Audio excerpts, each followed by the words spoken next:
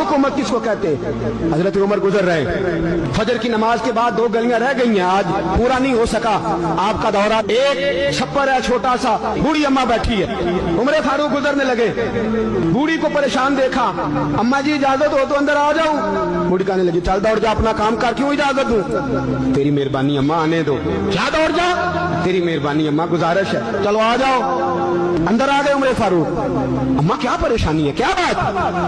अम्मा कहने लगी खामद इंतकाल कर गया, औलाद अल्लाह ने दी कोई नहीं, मैं गरीब हूँ, 3 दिन से रोटी नहीं खाई, 25 दिनार का कर्जा चढ़ गया है, मुझे उमर फारूक से बड़ी शिकायत है। उसने मेरा हाल ही नहीं पूछा, कहने लगे शिकवा है, उमर आया ही नहीं। तो उमर कहने लगे अम्मा उमर को क्या पता कि तू इस हाल में है? कहती है नहीं पता उमर को, तो उमर से कहो छोड़ दे हुकूमत, उसके हवाले करे जो खबर रख सकता है। हजरत सैयदना नाफे फरमाते हैं जिसके सामने किसरा और रूम के बादशाह कांपा करते थे, मैंने उस उमर को बूढ़ी अम्मा के सामने कांपते हुए देखा।